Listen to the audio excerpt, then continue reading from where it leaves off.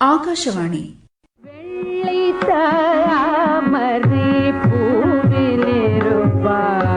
தமிழ்ச்சொல் மாலை.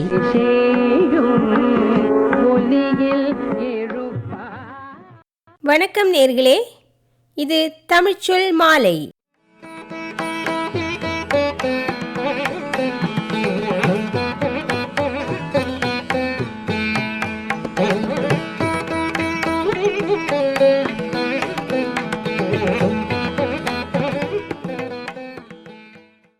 குறிஞ்சி, முல்லை, மருதம், நெய்தல், பாலை என்று ஐவகை நிலங்களாலும் தன்னை அழகுபடுத்திக் கொள்ளும் இடம்தான் அன்று நாஞ்சில் நாடு என்று போற்றப்பட்ட இன்றைய இந்தியாவில் தெற்கு முனையின் கன்னியாகுமரி மாவட்டம். குமரி மாவட்டம் அன்றும் இன்றும் வரலாற்று சிறப்பு மிக்கது என்பதன் சாட்சிகள்தான் அங்குள்ள கோட்டைகள் மற்றும் கல்வெட்டுகள். இன்றைய தமிழ்ச்சொல் மாலை நிகழ்ச்சியில் முதலாவதாக நேயர்கள் கேட்க இருப்பது திரு எஸ். முருகன் அவர்கள் எழுதி வழங்கும் உரை, கன்னியாகுமரி மாவட்ட கோட்டைகள்.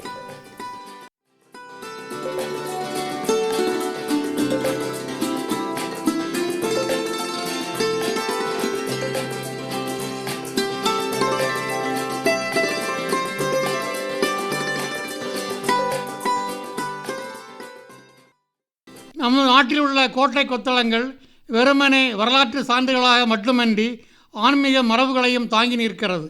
நம்பிக்கை, சமூக ஒற்றுமை, கருணை மற்றும் இயற்கையுடனான நம் ஆழமான கலாச்சாரத்துக்கும் தொடர்பூட்டும் உயிருள்ள அமைப்புகளாகும். நமது எதிர்கால சந்தனருக்கு கோட்டை கொத்தளங்கள், அரண்மனைகள் ஆகியவற்றை பாதுகாத்து வைப்பது நமது தேசிய கடமையாகும். அரண்மனைகளின் பின்னணியில் அமைந்திருக்கும் வரலாற்று உண்மைகளையும் தம்மில் ஒவ்வொருவரும் அறிந்து கொள்ள வேண்டியதாகும். நாஞ்சில் நாடு நிலவளம், நீர்வளம், பொருள் வளம் மிக்கது.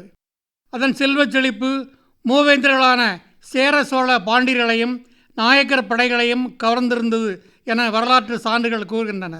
நாஞ்சில் நாடு மூவேந்தர் ஆட்சியில் மாறி மாறி இருந்தது என்பதை இலக்கியங்கள், கல்வெட்டுகள், கோயில் அமைப்புகள், ஊர் பெயர்கள் இவற்றை வைத்து நாம் தெரிந்து கொள்ளலாம்.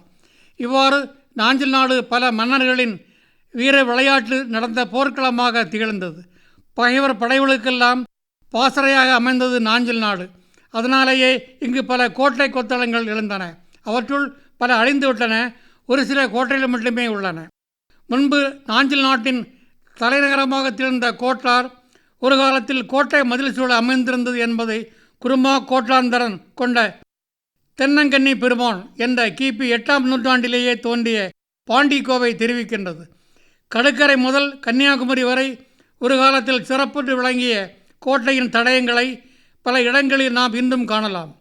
இக்கோட்டை இயற்கை அரணான கடற்கரை மலையிலிருந்து தொடங்கி அம்மலைத்தொடரை அடுத்தும் அகன்றும் அதன் மீது ஏரியும் செவரக்கோட்டை, காத்தாடி மலை, நடுமலை குன்று ஆகியவற்றை தொட்டு ஆரல்வாய்மொழி வழியாக வளைந்து வளைந்து தென்மேற்கு கடலிலே முடிகின்றது.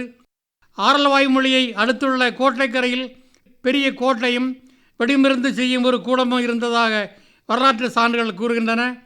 கிபி 8ஆம் நூற்றாண்டின் பிற்பகுதியில் வாழ்ந்த பாண்டிய மன்னர் மாறன் சடையனின் வீரன் ரணகீர்த்திக்காக கல்வெட்டும் உண்டு என்பார்கள் சான்றோர்கள். இக்கல் வரலாற்று பேராசிரியர் சுந்தரம் பிள்ளையால் கண்டெடுக்கப்பட்டதாகும். குமரி மாவட்டத்தில் பல கோட்டைகளை நாம் இன்றும் காணலாம். நகரை சுற்றி அமைந்துள்ளது பத்மநாபரம் கோட்டை, மலையை சுற்றி அமைந்துள்ளது உதயகிரி கோட்டை, மலையின் மேலே காணப்படுவது மருந்து கோட்டை, கடலை தொட்டு காணப்படுவது வட்டக்கோட்டை. வட்டக்கோட்டை கடற்கரை கன்னியாகுமரி கோட்டையின் ஒரு தொடர்ச்சியாகும். இது முக்கடலம் கூடி முழங்கும் குமரித்துறையிலேயே அமைந்துள்ளது. வட்டக்கோட்டை பற்றி குறிப்புகள் பண்டைய இலக்கியங்களிலோ கல்வெட்டுகளிலோ காண கிடைக்கவில்லை. ஆனால் இக்கோட்டையின் அமைப்பு, உள்ளே காணப்படும் மண்டபங்கள் ஆகியவற்றை உற்று நோக்கும்போது இக்கோட்டை ஒரு காலத்தில் முத்து கொளிக்கும் துறைமுகப்பட்டினமாகவும் குமரித்துறையின் தலைமை காவல் தளமாகவும் இருந்தது என்றும், அவ்வாறு வர்த்தக வளத்தினை பாதுகாக்க வேண்டிய பாண்டிய மன்னர்கள் இங்கிருந்து மண்கோட்டை இடித்து கல்கோட்டையாக கட்டினார்கள் என்றும் அறிய முடிகிறது. காரணம், பாண்டிய மன்னர்களின் சின்னம் மீன். கோட்டையின் உள்ளே மீன் சின்னங்கள் இன்றும் நாம் காணலாம். பாண்டிய மன்னர்களது குலதெய்வம் குமரி அன்னை என்பதை தென்னவர் தம் குலதெய்வம் தென்குமரி என அக்கோயிலில் காணப்படும் கல்வெட்டு கூறுகிறது. சேரர் வெளிவந்த வேணாட்டு மன்னர்களின் போர்த்திறனுக்கும் அரண் வலிமைக்கும் மிகச்சிறந்த எடுத்துக்காட்டாக விளங்குகிறது புலியக்குறிச்சியில் உள்ள உதயகிரி கோட்டை. இக்கோட்டை 260 அடி உயரமான ஒரு சிறிய மலையை மையமாக கொண்டு 85 ஏக்கர் நிலப்பரப்பில் அமைந்துள்ளது. முன்பு ஒரு காலத்தில் சேர மன்னர்களின் முக்கிய படைத்தளமாக விளங்கியது. மட்டுமின்றி மாட மாளிகைகளும் கோபுரங்களும் நிறைந்த நகரமாகவும் திகழ்ந்தது. சோழ பேரரசன் ராஜராஜன் காலத்தில் சேர நாட்டை ஆண்டு வந்தவன் பாஸ்கர ரவிவர்மன். ராஜராஜ சோழன் தமது தூதுவனை சேர நாட்டிற்கு அனுப்ப சேரவேந்தன் பாஸ்கர ரவிவர்மன் அரசு நெறி தவறி தூது வந்த சோழ நாட்டு வீரனை உதயகிரி கோட்டையில் சிறை வைத்தான். அதை கேள்விப்பட்ட ராஜராஜ சோழன் கொதித்து எழுந்து தமது படையுடன் உதயகிரி கோட்டையை வந்தடைந்து கோட்டை கொத்தளங்களை அழித்து நகர் எரித்து தூதனை விடுவித்தான். 12 மணி நேரத்தில் 18 காடுகளை கடந்து சோழர் நாட்டை சென்ற வேகம், அவர்களது போர்த்திறமை ஆகியவை நம்மையெல்லாம் வியப்பில் ஆழ்த்துகிறது. ராஜராஜ சோழன் குதிரையின் மீது ஏறி உதயகிரி கோட்டையின் உள்ளே நுழையும் காட்சியை உதயசூரியன் எழுவது போல இருந்தது என ஜெயங்கொண்டார் தமது கலிங்கத்து பரணிலே அழகுட கூறியுள்ளார். உதயகிரி கோட்டையின் சிறப்பு, அது எரியூட்டி அடிக்கப்பட்ட நிகழ்ச்சி, சேர மன்னன் கடல் வெளியே ஓடிய செய்தி ஆகியவற்றை திருக்கோயிலூர் கல்வெட்டு உறுதிப்படுத்துகின்றது. சோழ நாட்டின் வேளப்படை மிகவும் வலிமை மிக்கது. சோழ நாட்டு அரசு 50,000 யானைகளை கொண்டது. பண்டைய தமிழர்கள் போர் நெறியை 5ஆக பிரித்தனர். பகைவரை எச்சரிப்பது வெட்சி, படையெடுப்பது வஞ்சி, பகைவரது அரணை அழிப்பது உலங்கை, போர்க்களத்தில் நின்று போராடுவது தும்பை, போர் வெற்றி காண்பது வாகை. இதில் உதயகிரி கோட்டையின் அழிவு ஒழுங்கையின் பார்ப்படும். எரித்து அழிக்கப்பட்ட உதயகிரி கோட்டை நூற்றாண்டுகளுக்கு பின்னர் சேரர் வெளிவந்த வேணாட்டு மன்னர் மார்த்தாண்டவர்மனால் புனரமைக்கப்பட்டது. உதயகிரி கோட்டையில் கிடைத்த ஒரு பெரிய பீரங்கியை 1200 படை வீரர்களும் 16 யானைகளும் சேர்ந்து சிறிதும் அசைக்க முடியவில்லை என இராணுவ தளபதிகள் கூறியிருக்கிறார்கள். இவ்வாறு உதயகிரி கோட்டை சேர சோழ மன்னர்களின் வரலாற்றிலே சிறந்ததொரு இடத்தை பெற்று வரலாறு கண்ட கோட்டையாக இன்றும் நம்மிடையே திகழ்கிறது. ஆசிய துணைக்கண்டத்திலே மிகவும் நீளமான உயர்வானது மாத்தூர் தொட்டி பாலம். இத்தொட்டில் பாலம் 115 அடி உயரத்தை கொண்டது. 1966ஆம் ஆண்டில் கட்டப்பட்டதாக பொதுத்துணை பொறியாளர்கள் கூறுகின்றனர். தென்குமரியின் திருக்கொற்றாலம் என்று அழைக்கப்படும் திருப்பரப்பு நீர்வீழ்ச்சி பார்ப்பதற்கும் குளிப்பதற்கும் உகந்தது மட்டுமின்றி பார்ப்போரின் உள்ளத்தை கொள்ளை கொண்டு போகிறது. அவ்வளவு இனிமையான ரம்மியமான இயற்கை காட்சிகள் நிறைந்ததாகும். உண்மையிலேயே சொல்லப்போனால் குற்றாலத்திலே குளியல் போட்டு வருபுள் இங்கும் வந்து குளியல் போடுவது வழக்கம். எத்தனையோ ஆயிரம் ஆண்டு பழமையான சிவன் கோயில் அருவியின் அருகிலேயே இருப்பது பக்த கோடிகளின் மனதில் இனிமையை பயப்பதாகும். மாபெரும் துறவியும் மிகப்பெரிய தத்துவ ஞானியுமான சுவாமி விவேகானந்தரின் 100வது பிறந்த நாள் 1963 நாடெங்கிலும் கொண்டாடப்பட்டது. அதையொட்டி இந்தியாவின் தென்கோடி முனையில் தவக்கோல திருக்கோயில் 1964 கடல் நடுவே ஒரு நினைவாலயம் 1970 கட்டப்பட்டது.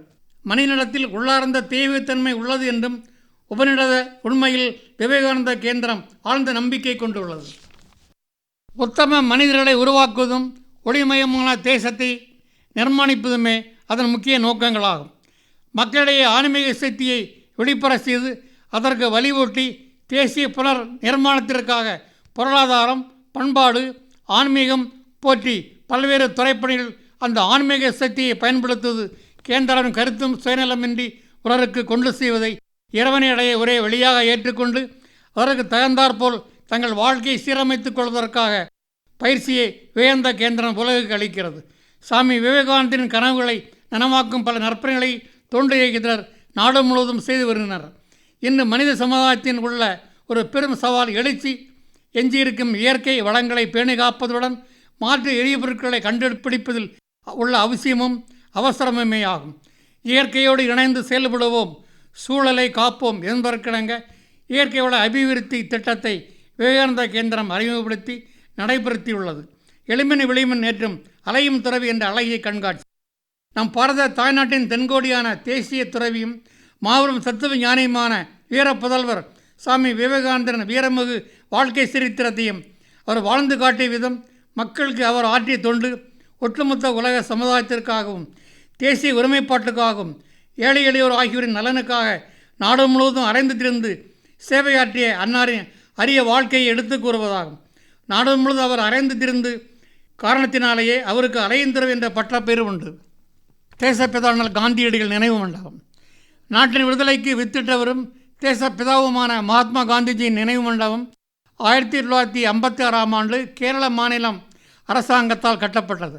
மொழிவாரிய மாநிலங்கள் ஆக்கப்பட்டதால் இந்த நினைவு மண்டபம் தமிழக அரசால் பராமரிக்கப்பட்டு வருகிறது. அக்டோபர் 2ஆம் தேதி மகாத்மா காந்தியின் பிறந்த நாளில் மட்டும் சூரிய ஒளி இந்த மண்டபத்தில் படுவது ஆச்சரியப்படுவது ஒன்றாகும். அகில இந்திய காங்கிரஸ் தலைவரும் முன்னாள் தமிழக முதலமைச்சருமான பெருந்தலைவர் காமராஜர் மகாத்மா காந்தியோடு தோளோடு தோள் நின்று சுதந்திரத்துக்காக போராடியவர். இந்தியாவின் கல்வித் தந்தை என்றே அம்மகானை அழைக்கலாம். காரணம், அம்மகான் நாட்டின் கல்வித்தரத்தை முன்னேற்றுவதற்காக அரும்பாடுபட்டவர். எளிய வாழ்க்கையை கடைபிடித்த எழிலா தவப்புதல்வர், தனக்கென வாழா மைந்தர். நம் பாரத தாய்நாட்டின் கடந்த கால மற்றும் நிகழ்கால நிகழ்வுகளை ஒருங்கே அமையப்பெற்றதும் வரலாற்று தொன்மையை எடுத்து எனும் அரசு அருங்காட்சியகம் காண்போர் உள்ளங்களை கவர்கின்றது.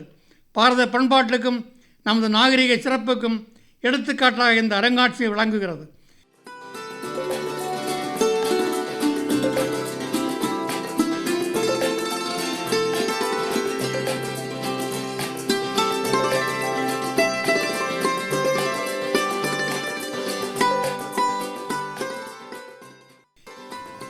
நிகழ்ச்சியில் இதுவரை நேயர்கள் கேட்டது திரு எஸ். முருகன் அவர்கள் எழுதி வழங்கிய உரை, கன்னியாகுமரி மாவட்ட கோட்டைகள்.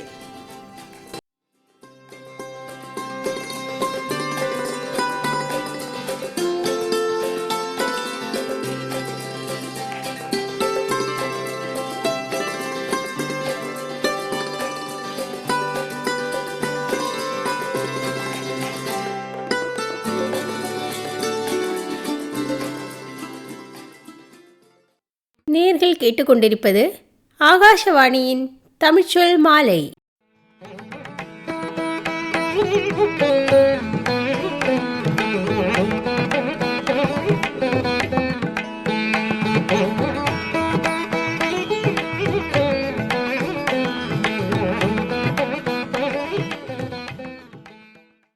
இன்றைய தமிழ்ச்சொல் மாலை நிகழ்ச்சியில் தொடர்ந்து நேயர்கள் கேட்க இருப்பது குமரி எழிலன் அவர்கள் எழுதி வழங்கும் சிறுகதை சாலையோர சாட்சிகள்.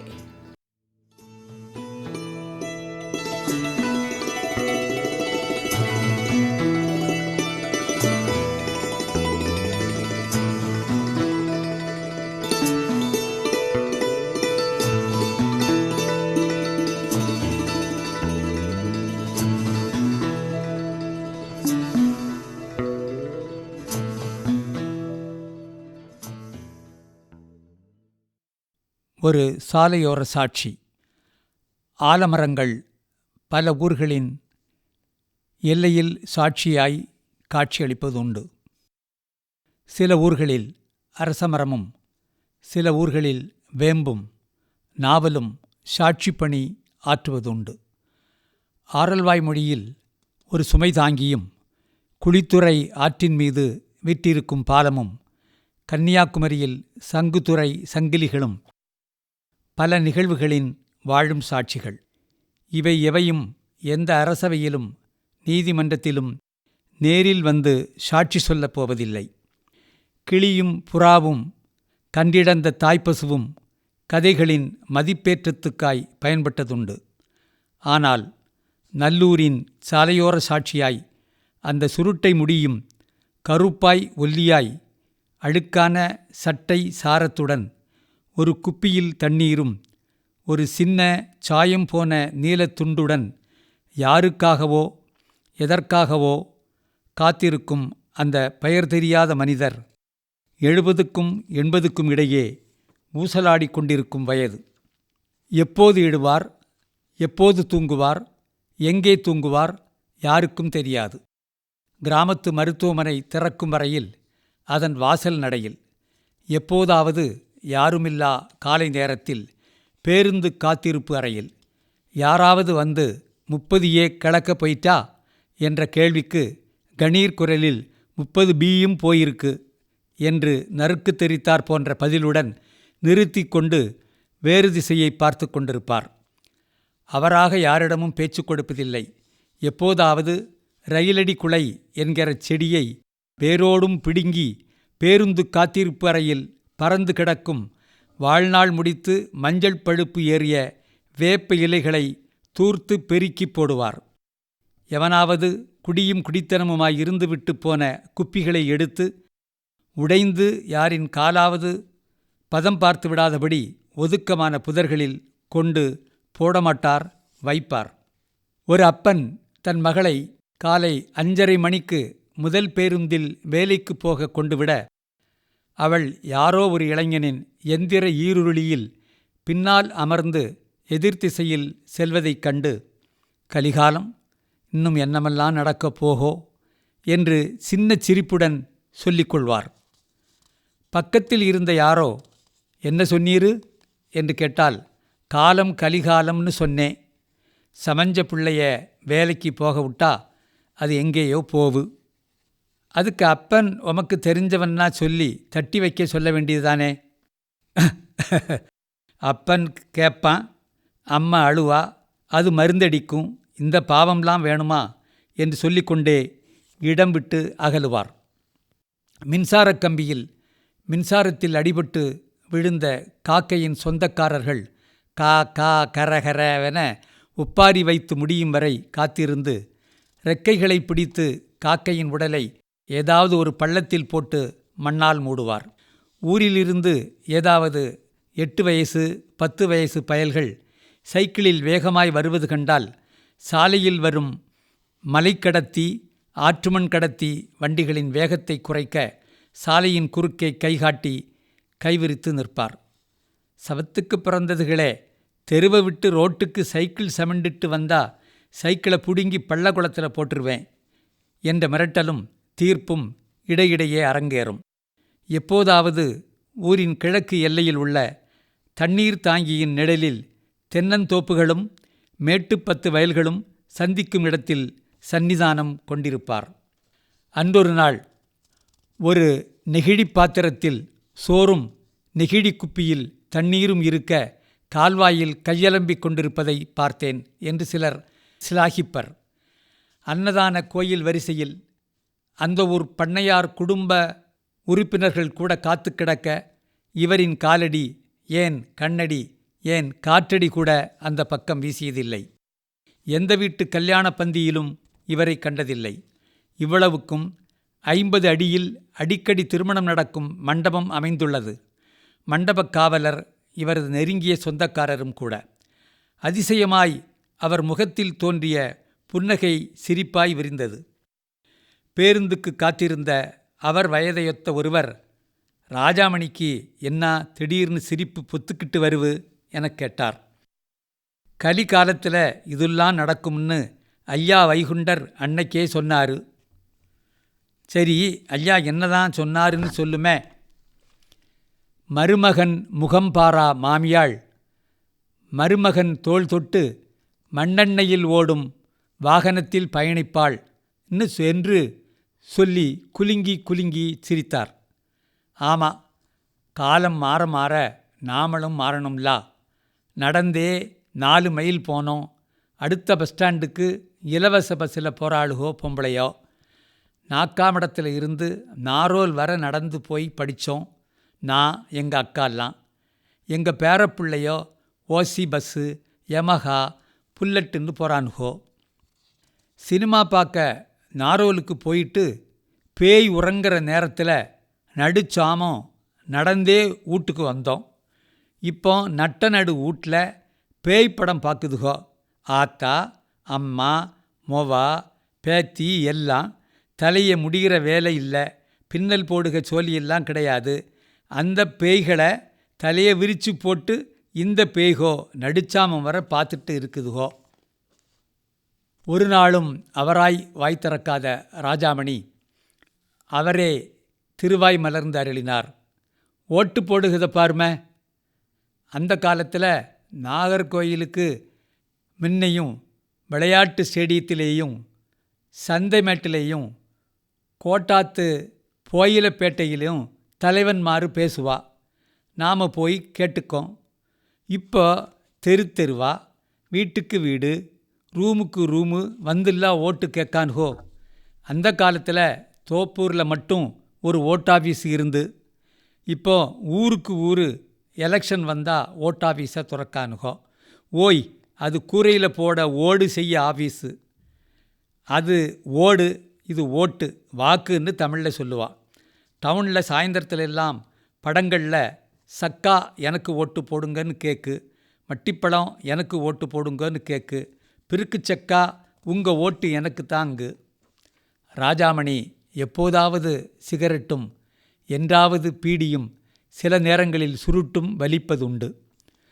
கொஞ்சம் மனநிலையும் கொஞ்சம் குரல் பிழைவும் கொண்ட முருகனிடம் ஒரு மகள் பிகாம் படித்தவள், ஒரு மகன் ITI படித்தவன் உண்டு. பீடியாம் சிகரெட்டாம் குடிக்கியா என்று அன்னடிப்பதும் உண்டு. பீடி சிகரெட்டு குயிக்கப்படாதுன்னு மகன் சொல்லிக்கான், கண்டா ஐப்பான் என்று மறுமொழி வேற்றுமொழி பேசியது போல் குளறுவான் முருகன். 2 ஏக்கர் நிலம், 2 தென்னந்தோப்பு, ஒரு மாந்தோப்பு, ஒரு பெரிய வீட்டுக்கு சொந்தக்காரன் முருகன். என்ன மாதிரி ஆயிட்டான். நான் ஒரு இடத்துல இருக்கேன், அவன் ஊர் பூரா அலையான். அன்னதானம், கல்யாண வீடு, கருமாதி வீடு, சடங்கு வீடு, எங்கும் யாரும் அழைக்காமல் போவான். யாரும் உணவு தர மறுத்ததில்லை. ஊரிலேயே பெரிய ஓட்டு வீடு மேலே தெருவில் செல்லப்பா வீடு கேள்விப்பட்டிருக்கீளா? அவர் தன் தோளில் ஒரு மண் கலயம் வைத்து பழைய ரோட்டுக்கு அருகே உள்ள பூச்சாத்தாங்கோயில் பக்கத்து ஓடையில் தண்ணீரை கோரி கணபதி அப்பா கடையில் உப்பு மிளகு கத்திரிக்காய் வாங்கி இடுப்பில் சொருகி கொண்டு நடக்கையில் சாக்ரட்டீஸ் நடந்து போவது போல இருக்கும். மாப்பிளே என்றும் மக்கா என்றும் மருமகனே என்றும் உறவுமுறை சொல்லி எதிரில் வருபவர்களை அழைத்து கொண்டு வேறு எந்த புலம்பலும் இல்லாமல் தன் வீட்டு அடுக்களையில் தனியாய் சமைத்து, தனியாய் உண்டு, தனியாய் உறங்கி, தன் வயலில் தானே மண்வெட்டியால் உழுது, பொலித்தட்டு பலகையில் மரமடித்து, தன் கையால் விதைத்து, தானே களை பறித்து, தானே அறுவடை செய்து, தானே உரலில் நெல் குற்றி, தானே புடைத்து அரிசியாக்கி கஞ்சியோ சோறோ ஆக்கி தின்ற கதை அல்ல, கதையல்ல, இந்த ஊரில் உள்ள எல்லோருக்கும் தெரிந்த உண்மை அது. அவரது முன்கதையை ராஜாமணி ஒருவரிடம் சொல்லி கொண்டிருந்தார். கேட்ரா, இந்த முருகன் இப்படி லாந்துகான், அந்த செல்லப்பரு அப்படி இருந்தார் என்று சொல்லுகிற அந்த செல்லப்பரு கதையை கேட்டுக்கிறா? யாரு கண்டா கேட்டா அழுத்து கொண்டார் எதிராளி. அவருக்கு வடக்கு இருந்து பொண்ணு அமைஞ்சு, அந்த அம்மை தங்க நிறத்தில் தளதளன்னு இருப்பாவளாம். அவருக்கு மருமவ முறை வருமா. கல்யாணமாகி 10 மாதத்தில் குழந்தை பிறந்து, அந்த காலத்தில் ஆசுத்திரி ஏது டாக்டர் ஏது சன்னி வந்து அம்மையும் பிள்ளையும் செத்து போச்சான். அண்ணியிலே இருந்து அவருக்கு அந்திய காலம் வர மனுஷன் அத்தனை அழுகையையும் அடக்கி வச்சுட்டு வாழ்ந்து முடிச்சிருக்காரு. இன்னைக்கு மாதிரி இல்லை, அன்னைக்கெல்லாம் ஒருத்தி இருக்கையிலேயே அடுத்தவளை கட்டின காலம் அது. வேற கல்யாணமே கட்டாமல் 75 வருஷம். ராஜாமணி கண்ணீரில் கண் மிதந்தது. ராஜாமணிக்கு வீடே கிடையாதா? உண்டு. ராஜாமணிக்கு நிலபுலம் இல்லையா? இருக்கிறது. கல்யாணமானதா இல்லையா? காதல் தோல்வியா? அதுதான் தெரியாது. எந்த வேலைக்கும் போகாமல் எப்படி சாப்பாடு நடக்கிறது? பேருந்து நிறுத்தம், மருத்துவமனை வாசல்படி, சின்னையம்பிள்ளை பாட்டா களத்து புரை வாசல், எப்போதாவது தண்ணீர் தாங்கி நிழல். அவர் தண்ணீர் அடித்து யாரும் கண்டதில்லை. அவர் போதையில் உளறி யாரும் கேட்டதில்லை. அவர் பாதையில் கிடந்து யாரும் பார்த்ததில்லை. 20 வீடுகள் சேர்ந்து இருந்ததால் சேரி என்று பெயர் கொண்ட அந்த 2 ஆறுகளுக்கு இடையேயுள்ள குக்கிராமத்தில் தற்போது 10 வீடுகளும் 10 இடிபாடுகளுமே உள்ளன. அவற்றில் ஏதோ ஒன்று இவருடையது. சொந்தக்காரர் ஒருவர் இவரது வயலும் தோப்பும் சேர்ந்த இடத்தை பராமரித்து இவர் எப்போது கேட்டாலும் தட்டாமல் காசு கொடுக்கிறார். வாரத்துக்கு 1 கட்டு பீடி, 1 பாக்கெட் சிகரெட்டு, 2-3 சுருட்டு, அவ்வப்போது நெகிழிப்பையில் சோறு, இட்லி அல்லது ஆப்பம். வேறு என்ன செலவு?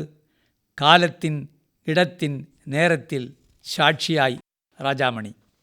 எந்த நாட்டுக்கும் ராஜா அல்லாத, எந்த ஆராய்ச்சி மணியும் ஒலிக்காத இந்த ராஜாமணியின் ராஜ்யம் அந்த சாலையோரம். கொடி கட்டாமல் மந்திரி பிரதானிகள், சேனைகள், குதிரைகள், யானை, தேர் படைகளின்றி தினமும் நடந்து கொண்டிருக்கிறது.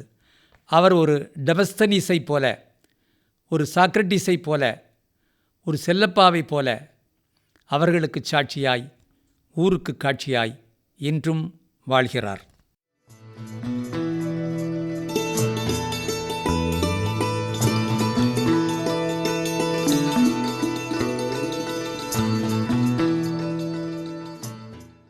சாலையோர சாட்சிகள் நிகழ்ச்சியில் இதுவரை நேயர்கள் கேட்டது திரு குமரி எழிலன் அவர்கள் எழுதி வழங்கிய சிறுகதை.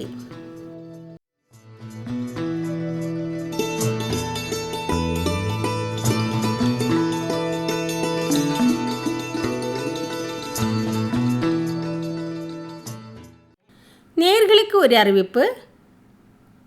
ஆகாஷவாணி திருவனந்தபுரம் நிலையத்திலிருந்து ஒலிபரப்பாகும் தமிழ்ச்சொல் மாலை நிகழ்ச்சியை குறித்த நேயர்களின் கருத்துக்கள் வரவேற்கப்படுகின்றன. கருத்துக்கள் அனுப்ப வேண்டிய முகவரி: எழுத்துப்பெட்டி, ஆகாஷவாணி, திருவனந்தபுரம் 14. அல்லது உங்கள் கருத்துக்களை மின்னஞ்சல் மூலமாகவும் அனுப்பலாம்.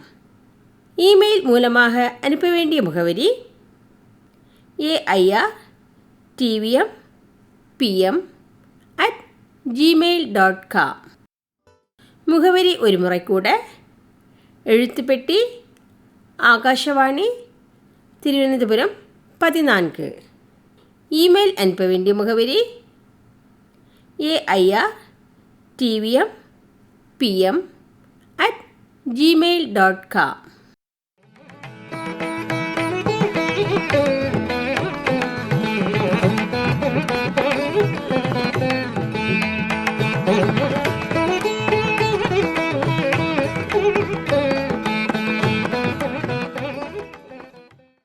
நிகழ்ச்சியில் இதுவரை நேயர்கள் கேட்டுக்கொண்டிருந்தது ஆகாஷவாணி திருவனந்தபுரம் நிலையத்திலிருந்து ஒலிபரப்பான தமிழ்ச்சொல் மாலை. இத்துடன் இந்திய நிகழ்ச்சிகள் நிறைவடைகின்றன. மீண்டும் சந்திக்கும் வரை உங்களிடமிருந்து விடைபெறுவது எம் சங்கீதா கிருஷ்ணகுமார். நன்றி, வணக்கம்.